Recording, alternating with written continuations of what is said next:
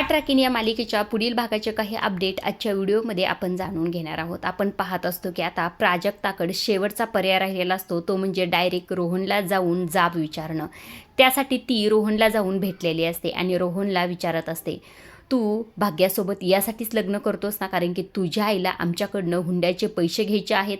असं म्हटल्यानंतर रोहननी खाली मान घातलेली असते, कारण की हे बरोबरच असतं।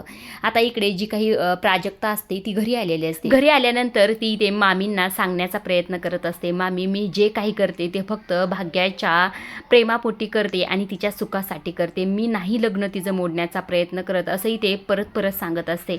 मात्र तिच्यावर कोणीही विश्वास ठेवत नसतं। तेव्हा खरं तर इकडनं जी काही भाग्य असते प्राजक्ताचा आणि रोहनचा कॅफेमधला फोटो दाखवत म्हणत असते, मग हे काय आहे प्राजक्ता, तुला जर आमचं लग्न मोडायचं नसेल तर माझ्या होणाऱ्या नवऱ्याला जाऊन भेटण्याची तुला काय गरज होती? मला न विचारता तू डायरेक्ट माझ्या नवऱ्याला कसं काय भेटू शकते आणि त्याला जाब कसं काय विचारू शकते, असंही ते भाग्याने प्राजक्तावर आरोप केलेला असतो।